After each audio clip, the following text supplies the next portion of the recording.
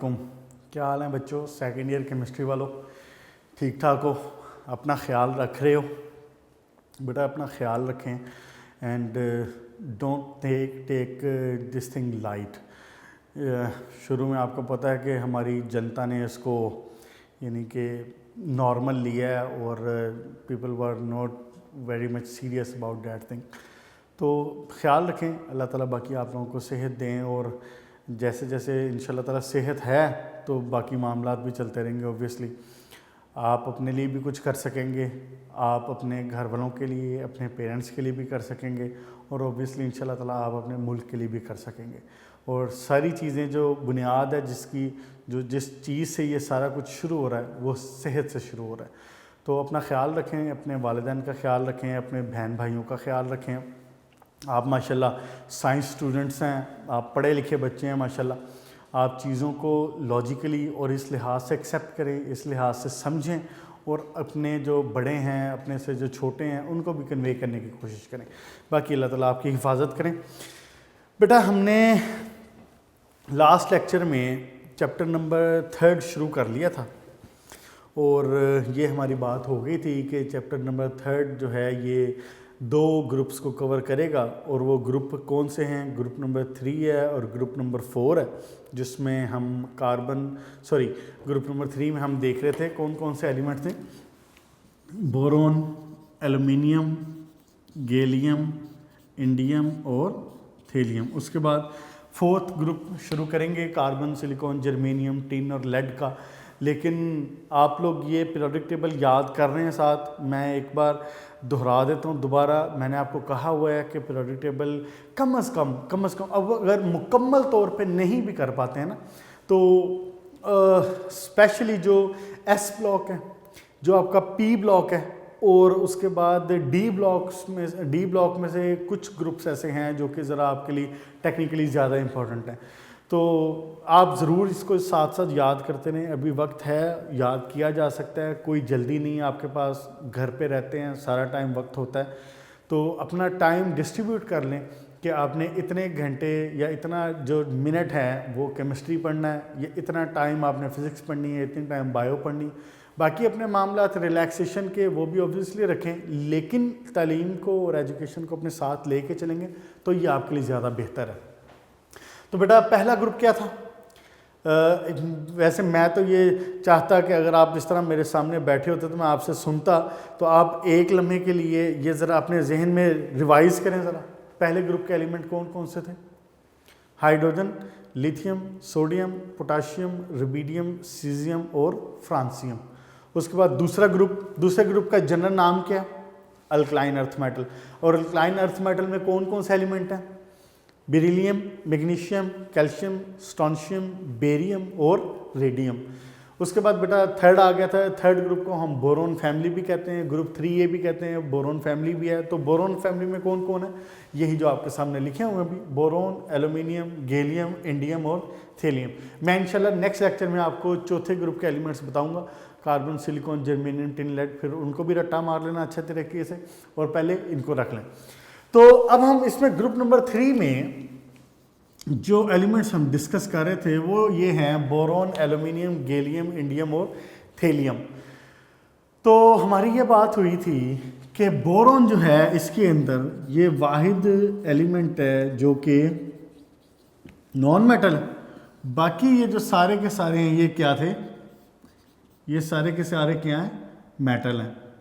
ऐसी है aluminium, gallium, indium और थेलियम। और बोरोन के नॉन मेटल होने की रीज़न क्या थी? ये भी हमारी बात हो चुकी है कि बोरोन का साइज़ सबसे स्मॉल है। जैसे जैसे आप टॉप टू बॉटम ग्रुप में नीचे आते हैं साइज़ इंक्रीज़ हुआ करता है। तो ऑब्वियसली जो सबसे ऊपर वाला एलिमेंट होगा उसका साइज़ सबसे स्मॉल होगा, जो सबसे नीचे वाला एलिमेंट होगा उसका साइज़ सबसे लार्जर होगा। बोरोन का साइज़ सबसे स्मॉल, थेलियम का साइज़ सबसे लार्ज। और इसकी रीज़न क्या है साइज़ इंक्रीज़ होने की? कि इसमें जो आपका वो है पीरियड नंबर जैसे जैसे इंक्रीज़ हो रहा है, आप पीरियड में जैसे जैसे नीचे आ रहे हैं, टॉप टू बॉटम नीचे आ रहे हैं, जैसे जैसे पीरियड नंबर इंक्रीज़ हो रहा है आपका साथ साथ में शेल नंबर भी इंक्रीज़ हो रहा है। Period number 1 shell number 1, period number 2 shell number 2, period number 3 shell number 3, period number 7 shell number 7, ऐसे ही है। तो जैसे जैसे आपके शेल इंक्रीज हो रहे हैं, तो शेल इंक्रीज होने के साथ साथ आपका साइज भी बढ़ा, एक शेल, दूसरा शेल, तीसरा शेल, चौथा शेल, जितने शेल इंक्रीज होते जाएंगे उतना साइज बढ़ता चला जाएगा। अच्छा, फिर उसमें और क्या क्या फैक्टर आ रहे थे, आपका न्यूक्लियर चार्ज का फैक्टर आ रहा था। जितना गैप, जितना डिस्टेंस बढ़ता जा रहा था, ये एक एटम है और इस एटम का ये एक शेल है, ये दूसरा एटम है और इसका वैलेंस शेल ये है, ये इसका वैलेंस शेल है। तो इस एटम में न्यूक्लियस और जो आपका वैलेंस शेल है उसका जो डिफरेंस है, उसका जो डिस्टेंस है वो इतना सा है, ये इसका डिस्टेंस इतना सा, लेकिन इसमें कितना डिस्टेंस ज्यादा है। इसका मतलब है कि जैसे जैसे जैसे जैसे नंबर ऑफ शेल इंक्रीज हो रहे हैं, ऐसे जैसे आपका साइज इंक्रीज हो रहा है और इसके साथ साथ न्यूक्लियर चार्ज कम होता जाएगा। अगर वैलेंस शेल न्यूक्लियस के करीब है तो it will be able to effect put its effect more. जब वो अट्रैक्ट करेगा तो it will be attracting by the larger effect, वो लार्ज इफेक्ट के साथ उसको अपनी तरफ अट्रैक्ट कर रहा होगा।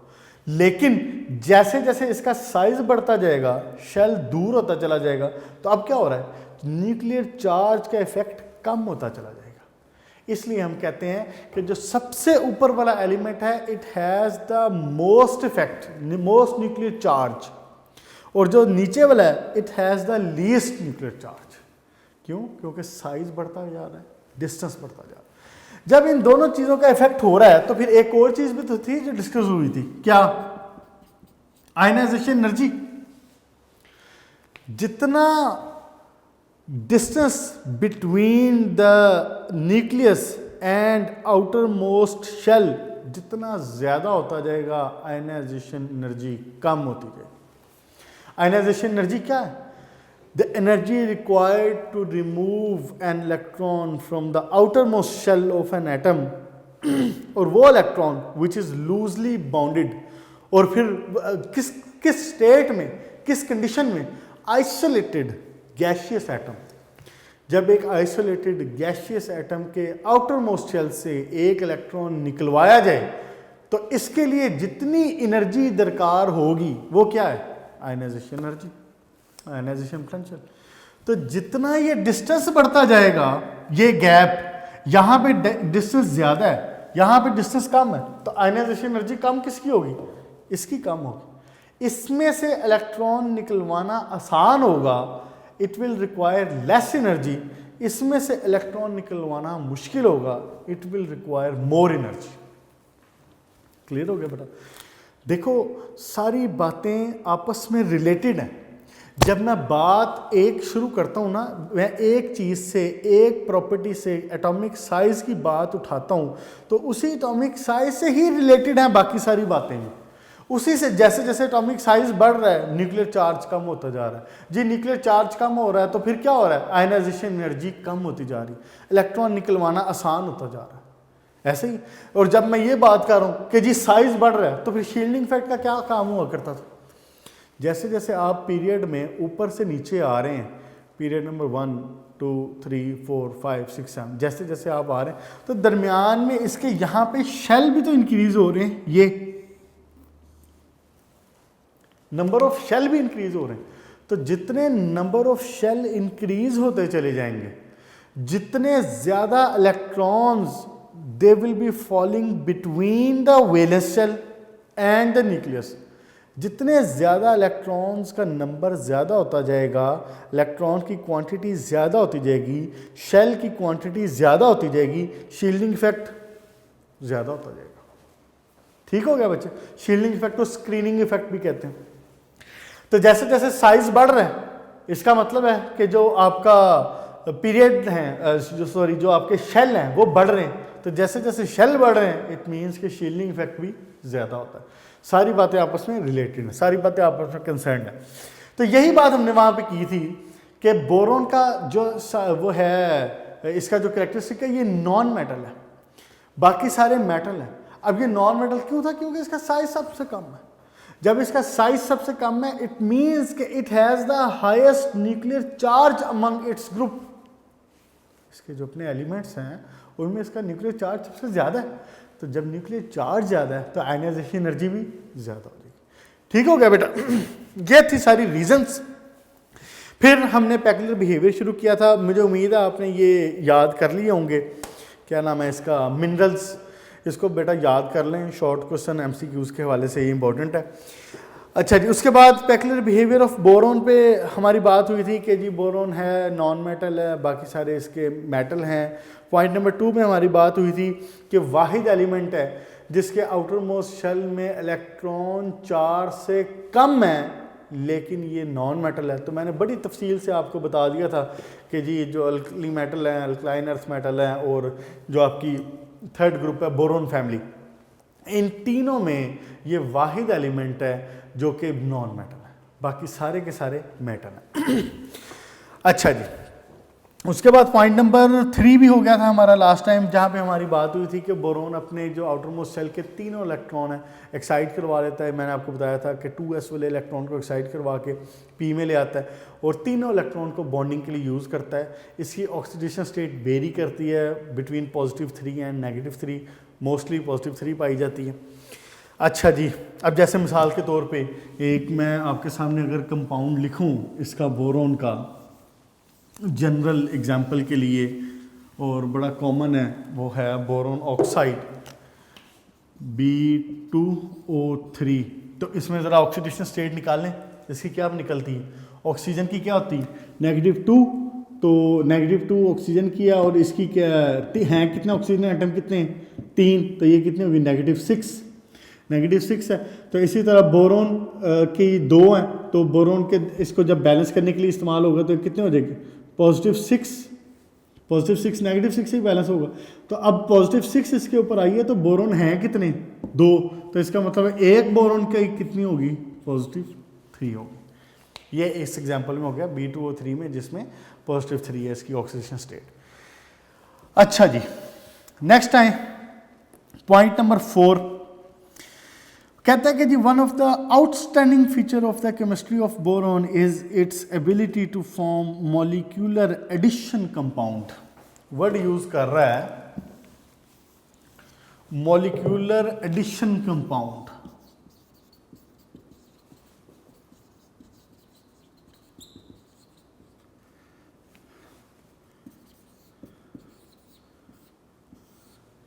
हाँ जी, क्या वर्ड यूज कर रहे हैं? Molecular addition compounds. नाम से क्या लग रहा है? Molecular addition compound. ऐसे कंपाउंड जो मॉलिक्यूल्स को ऐड करने से बन रहे हो। समटाइम क्या होता है कि कुछ कंपाउंड्स में जो एलिमेंट्स, जो मॉलिक्यूल हैं, ये जब आपस में मिला करते हैं तो ये अपनी जो आइडेंटिटी है इसको ख़त्म कर लेते हैं। कुछ कंपाउंड्स में क्या होता है कि ये अपनी आइडेंटिटी को ख़त्म नहीं करते। अब जैसे मिसाल के तौर पे एक एग्जांपल है जिसमें है BF3 और कंपाउंड ये बनाता है C2H5 ये कंपाउंड। अब ये एक एग्जांपल के तौर पे है जो बोरोन का एडिशन कंपाउंड है, जिसमें क्या हो रहा है कि मॉलिक्यूलर एडिशन कंपाउंड बना रहा है। मॉलिक्यूल्स अपनी आइडेंटिटी को बरकरार रखते हैं, अपनी आइडेंटिटी को ख़त्म नहीं करते, और मॉलिक्यूल्स ही आपस में मिलके एक नया कंपाउंड बना देते हैं। इसको क्या कहेंगे? मॉलिक्यूलर एडिशन कंपाउंड, जो कि मॉलिक्यूल के आपस में एड अप करने से बना।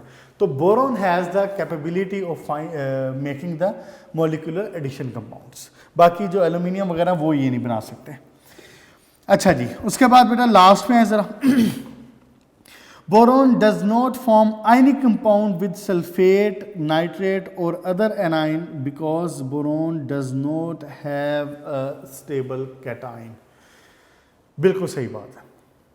हमने ऑक्सीडेशन स्टेट जब इसका डिस्कस किया तो हमने उसमें ये बात की थी कि बोरोन की जो मैक्सिमम ऑक्सीडेशन स्टेट है वो कौन सी होती है? +3, मोस्टली +3 होती है, -3 भी समटाइम कैरी करता है। इसकी ऑक्सीडेशन स्टेट +3 तो है, हो सकती है, लेकिन +3 की फॉर्म में ये स्टेबल नहीं होता। इसका जो कैटाइन बनता है, जो +3 के साथ जो कैटाइन बनेगा, ये स्टेबल नहीं होता।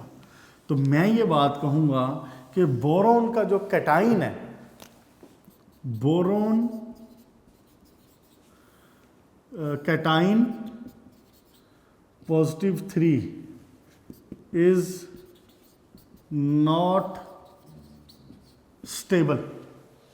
इसका जो कैटाइन बन रहा है, जिसमें ये +3 ऑक्सीडेशन स्टेट कैरी कर रहा है, यह स्टेबल नहीं होता। यही वजह है कि ये सल्फेट्स के साथ, नाइट्रेट्स के साथ ये आयनिक कंपाउंड नहीं बनाता। अब अगर आप थोड़ा सा इस बात को सोचें ना, और आप ये कंपैरिजन करें कि बोरोन के बारे में जब मैं ये कह रहा हूँ कि ये आयनिक बॉन्ड नहीं बना रहा, कोवलेंट बॉन्ड बना रहा है, लेकिन जब मैं ये कह रहा हूँ कि बोरोन नहीं बना रहा है, इट मीन्स के बाकी तो बना रहे हैं ना, एल्यूमिनियम, गैलियम वगैरह तो बना रहे हैं। तो aluminium sulphate Al2SO4 whole thrice, यही बनेगा ना एल्यूमिनियम सल्फेट। सल्फेट की क्या वैलेंसी होती है? -2, एल्यूमिनियम की +3। तो जब इसको कंपाउंड में लिखेंगे तो इसकी जो -2 थी ये इधर आ जाएगा, इसके नीचे। जो एल्यूमिनियम की +3 थी ये इसके नीचे आ जाएगा, तो एल्यूमिनियम सल्फेट। अब एल्यूमिनियम सल्फेट आयनिक कंपाउंड है, और ये आयनिक कंपाउंड एल्यूमिनियम सल्फेट के साथ, नाइट्रेट्स के साथ मिलकर ये आयनिक कंपाउंड बना रहा है। क्यों बना रहा है? क्योंकि aluminium is a metal. Aluminium metal है, एल्यूमिनियम इलेक्ट्रॉन लूज कर सकती है, लेकिन बोरोन इलेक्ट्रॉन लूज करने की तरफ नहीं जाता। ये कोवलेंट कंपाउंड बनाने की कोशिश करता है, और उसकी रीजन क्या है कि इसका जो कंपाउंड है, इसका जो कैटाइन है +3 के साथ, ऑक्सीडेशन स्टेट के साथ, it is not stable. Clear हो गया बच्चे बात? अब देखें जरा इसको दोबारा। कहता है कि boron does not form ionic compound with sulphate, nitrate और अदर एनाइंस। ये एनाइन है ना, सल्फेट क्या है? SO4 -2, तो ये क्या है? एनाइन है ना। तो it does not forms ionic compound with anions because boron do not have a stable cation. Clear हो गया बच्चे? अब इसके अलावा 2-4 बातें और जनरल से मैं बता देता हूँ इसके बारे में। यहाँ तक बुक में तो इसने यही लिखा हुआ है। फिर बोरोन का एक पेक्युलर बिहेवियर अगर आप गौर करें, पेज नंबर 38 का जो टेबल है, ये पहला टेबल, ये देखें ज़रा, इसमें इसके मेल्टिंग पॉइंट पे आए ज़रा। बोरोन का melting point extra ordinary high है। देखें, एल्यूमिनियम का देखें 660, गैलियम 30, इंडियम 157, थेलियम 304, करीब करीब सारे करीब करीब ही हैं, 5, 630, 40, 50 इसी रेंज में। लेकिन आप बोरोन का देखें 2180, यानी कि करीब 2200 डिग्री सेंटीग्रेड, 2180 डिग्री सेंटीग्रेड इसका मेल्टिंग पॉइंट है। तो बोरोन का melting point extra ordinarily high है। बाकी सारों का जो मेल्टिंग पॉइंट है उसमें एक चलिए फिर भी ख़ास एक कोई रेशो मौजूद है आपस में, इंक्रीजिंग या डिक्रीजिंग की, करीब करीब ही है, बहुत फ़र्क नहीं है। लेकिन इसका melting point extra ordinary high है। इसकी रीज़न आपके जहन में होनी चाहिए, इसकी रीज़न आपके जहन में फ़ौरन आ जानी चाहिए। बताएं क्या रीज़न होती है इसकी? इसकी रीज़न है कि boron is a non metal. Boron क्या है? Non metal. ठीक हो गया। नॉन मेटल्स के जो बॉइलिंग पॉइंट है, सॉरी मेल्टिंग पॉइंट है, ये हाई होते हैं, कम भी हैं, यानी गैशियस वगैरह में होते तो कम भी हैं, लेकिन वो इनके जो नॉन मेटल्स हैं इनके boiling point, melting point, boiling point वगैरह हाई होते हैं। क्यों? क्योंकि इसमें कोवलेंट बॉन्ड। अब देखें ना, जैसे जो highest melting point on the earth है वो किस चीज़ का है? वो किस कंपाउंड का है? डायमंड का है। कितना होता है? Around 4000 degree centigrade, 4000 degree centigrade के करीब। और इसकी रीज़न क्या है? क्यों? क्योंकि उसमें covalently bonded sp3 hybridised carbon atom है। ऐसे ही तो बोरोन में भी इसी तरह कि ये चूंकि नॉन मेटल है, कोवलेंट बॉन्ड बना रहा होता है, तो इसके जो मेल्टिंग पॉइंट है ये बाकी सब की निस्बत हायर 2180 डिग्री सेंटीग्रेड यानी करीब 2200 डिग्री सेंटीग्रेड। तो ये भी एक इसका पैक्युलर बिहेवियर हो गया कि इसका जो मेल्टिंग पॉइंट है ये एक्स्ट्रा ऑर्डिनरीली हाई है। अच्छा जी, फिर उसके बाद और क्या बातें हो सकती हैं? बोरोन के एलोट्रोप्स होते हैं। एलोट्रोप्स आपको पता क्या होते हैं? बोरोन के एलोट्रोप्स होते हैं, लेकिन जो एल्यूमिनियम वगैरह इनके एलोट्रोप्स नहीं होते। ये जनरल सी बातें छोटी छोटी सी पॉइंट्स के तौर पे जहन में रख लें, आगे कहीं काम आ जाती हैं। अच्छा जी, उसके बाद बोरोन मेटल्स के साथ रिएक्शन नहीं करता, सॉरी बोरोन मेटल के साथ रिएक्शन करता है, बाकी जो है वो रिएक्शन नहीं करते। अब देखें ना, मेटल और मेटल तो आपस में रिएक्शन नहीं करेंगे। अब इसका एल्यूमिनियम है, गैलियम है, इंडियम है, थेलियम है, मेटल और मेटल के तो आपस में अलॉय बनते हैं, इनका तो आपस में रिएक्शन नहीं होता, अलॉय बनते हैं, वो उसकी जो इंटरस्टाइसिस हैं उसके दरम्यान में फिक्स हो जाते हैं। ये आपने चैप्टर इसमें फर्स्ट ईयर में चैप्टर में पढ़े हुए हैं, चैप्टर 4 के लास्ट में, जहाँ पे आपने थीरीज वगैरह पढ़ी हुई। तो लेकिन बोरोन जो है ये मेटल के साथ रिएक्शन कर जाता है। क्यों? क्योंकि खुद ये नॉन मेटल है। जैसे मैग्नीशियम के साथ मिलकर ये Mg3 मैग्नीशियम के साथ अगर मिले तो ये क्या बना देगा? Mg3B2, ये कंपाउंड इस तरह से बना देता है, मेटल्स के साथ रिएक्शन करे। अच्छा जी, फिर एक और बड़ी बात, आपको ये बात पता है कि ये जो हैं आपके मेटल्स, ये एसिड्स के साथ रिएक्शन करती हैं, एसिड के साथ रेडिली रिएक्शन करती हैं और आराम से सॉल्ट बना देती हैं कोई ना कोई, और हाइड्रोजन गैस अलमशूर एमिट होती है इसमें से। ऐसे ही मेटल्स के साथ जब एसिड्स रिएक्शन करते हैं, डाइल्यूट एसिड रिएक्शन कर रहे थे, तो वो उसमें से हवा, उसमें से हाइड्रोजन गैस को निकाल देते हैं और उसमें साथ में कोई ना कोई सॉल्ट बन जाता है। लेकिन अब बोरोन ये काम नहीं करता, ये एसिड्स के साथ रिएक्शन करके उसमें से हाइड्रोजन गैस नहीं निकलवा पाता। क्यों? क्योंकि बोरोन क्या है? नॉन मेटल है। क्लियर हो गया बच्चे? ठीक हो गया।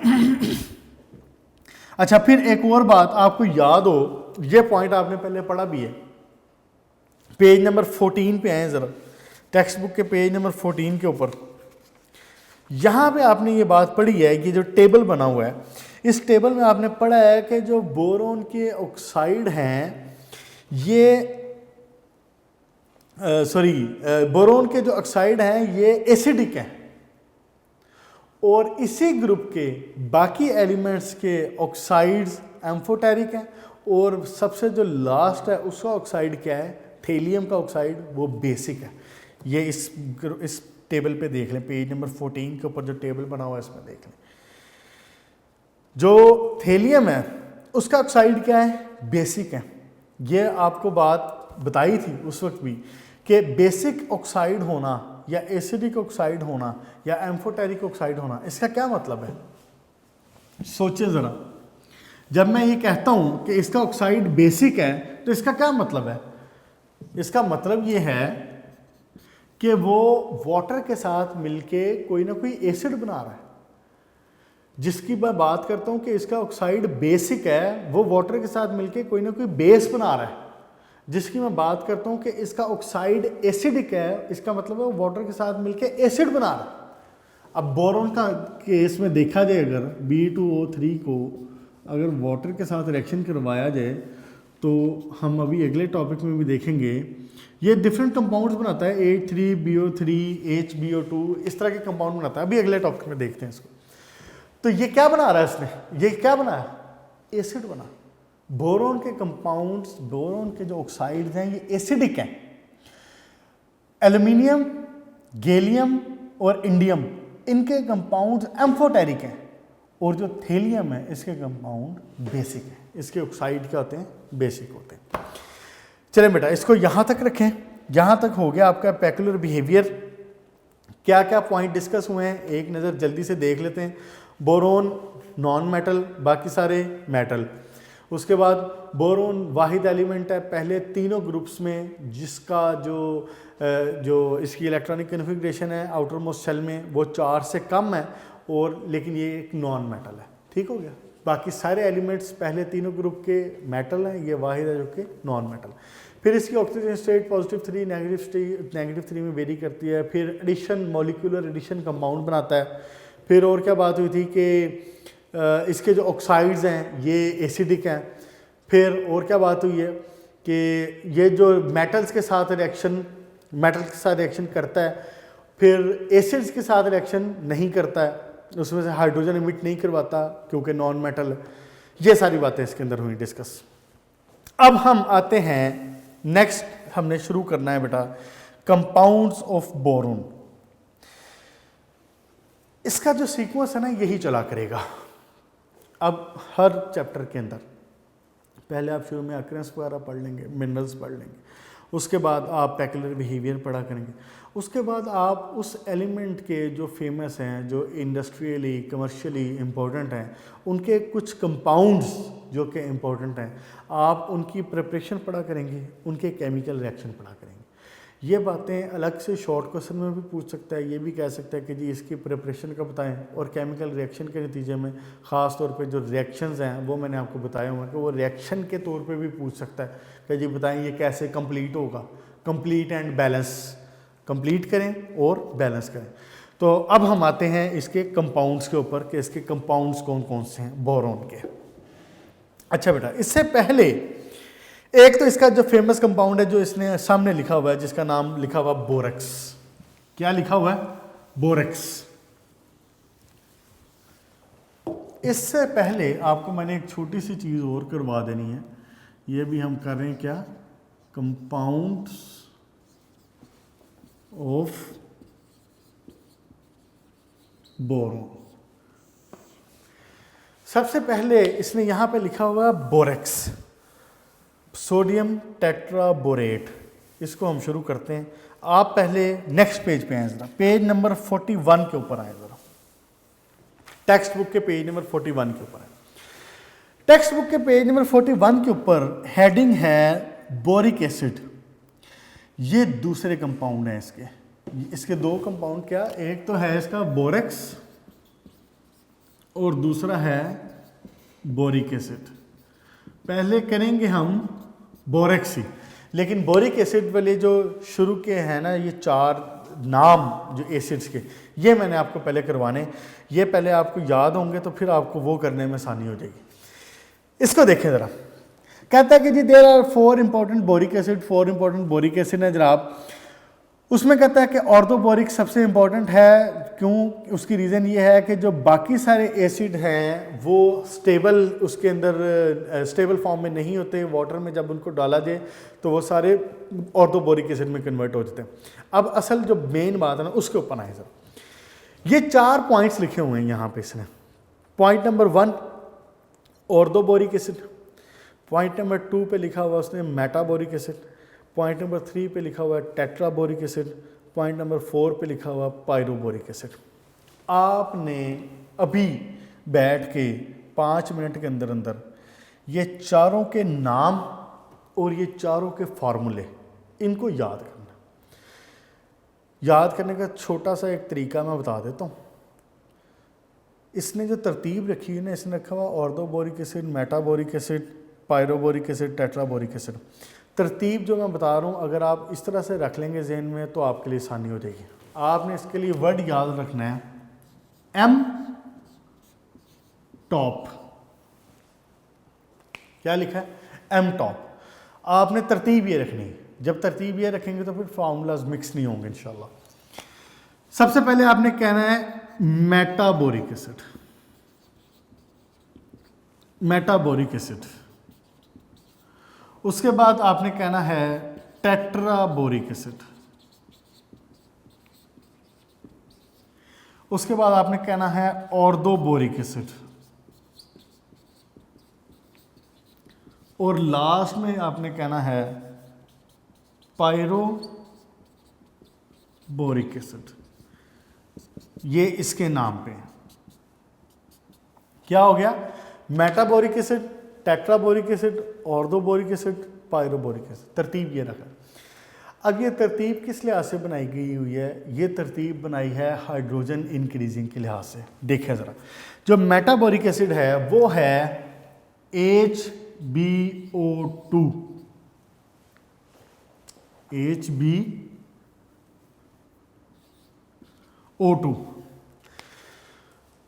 उसके बाद मेटाबोरिक एसिड में याद रखने के लिए ये बातें बता रहा हूँ, टिप्स आपके जहन में ये रहना चाहिए, इनको मिक्स नहीं करना क्योंकि ये नाम बार बार इस्तेमाल होने काइंड ऑफ कंफ्यूजिंग है, तो मिक्स ना होंगे। मेटाबोरिक एसिड में हाइड्रोजन है 1, टेट्राबोरिक एसिड में हाइड्रोजन है 2, वो है H2B4O7। कहाँ से शुरू हुई ये बात? M top metaboric acid, tetraboric acid, orthoboric acid, pyroboric acid. और ये जो इंक्रीजिंग ट्रेंड मैंने बताया है, सीक्वेंस से बताया, ये increasing with the number of hydrogen है। पहले के अंदर मेटाबोरिक एसिड के अंदर HbO2, टेट्राबोरिक एसिड के अंदर H2B4O7, पायरोबोरिक उसके बाद जो ऑर्थोबोरिक एसिड है उसमें है H3BO3 और लास्ट पे H6B4O9। इसको इस तरतीब से याद रखना, H6B4 और O9। 5 मिनट में इसको ज़रा याद कर लें हम। Metaboric acid HbO2, tetraboric acid H2B4O7, orthoboric acid H3BO3, pyroboric acid H6B4O9। ठीक हो गया? वीडियो पॉज करें यहाँ पे और इसको ज़रा याद कर लें, पांचों इन चारों को तरतीब ये रखें, फिर मिक्स नहीं होगा। अब मैंने आपको ये बतानी है एक और छोटी सी कंसेप्चुअल बात, उसके बाद हम इंशाल्लाह शुरू करेंगे फिर बोरेक्स को। इनमें से इन चारों में जो इंपॉर्टेंट है ना, वो बेसिकली ये वाला है, ये third orthoboric acid. Orthoboric acid का ही जो एक और नाम है, ये कहलाता है बोरिक एसिड। बोरिक एसिड, इसको यानी जो सिंपली कहा जाता है वो क्या कहा जाता है? Boric acid. और उसकी रीज़न आपको शुरू में उसने 1-2 लाइंस में बता भी दिए कि ऑर्थोबोरिक एसिड ही ऐसा एसिड है जो कि ज़रा स्टेबल भी है। बाकी सारे जो हैं ये सॉलिड फॉर्म में तो हैं, लेकिन जैसे इनको सोल्यूशन में डाला जाए तो ये कन्वर्ट हो जाते हैं किसमें? ऑर्थोबोरिक एसिड में। ऑर्थोबोरिक एसिड का दूसरा जनरल नाम, कॉमन नाम बोरिक एसिड। अब जब मैं वर्ड यूज़ करूँगा ना बोरिक एसिड, तो इट विल मीन कि मैं ऑर्थोबोरिक एसिड की बात कर रहा हूँ। ठीक हो गया? अच्छा जी, metaboric acid, tetraboric acid, orthoboric acid, pyroboric acid. बेटा बड़ी आसान सी बात है कि देखें, इसमें 1 हाइड्रोजन है, इसमें 2 हाइड्रोजन है, इसमें 3 हाइड्रोजन, इसमें 6 हाइड्रोजन। मैं इन हाइड्रोजन्स को किसी सिंपल मेटल के साथ बदल सकता हूँ। इन हाइड्रोजन्स को किसी मेटल के साथ बदला जा सकता है। मिसाल के तौर पे मैं कहता हूँ, इसको रेज कर दूँ, बल्कि सारे को रेज कर देता हूँ। और अब ये बात सारी आपने ज़हन में रख ली है और उसको याद रखना है। ठीक हो गया?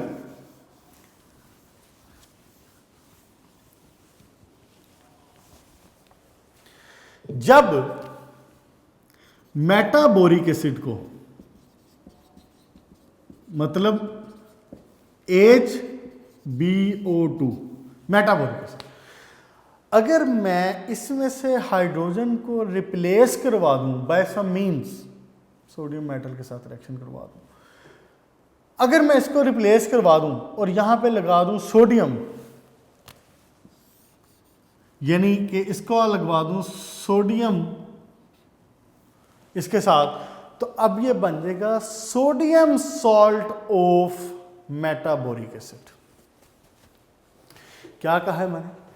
बोरिक एसिड में अगर मैं इस हाइड्रोजन को रिप्लेस कर दूं बाय सम मींस, सोडियम के साथ मैंने रिएक्शन करवा दिया और हाइड्रोजन रिमूव हो गया, आके यहां पे लग गया सोडियम, तो अब मैं इसको कहूंगा सोडियम सॉल्ट ऑफ मेटाबोरिक एसिड।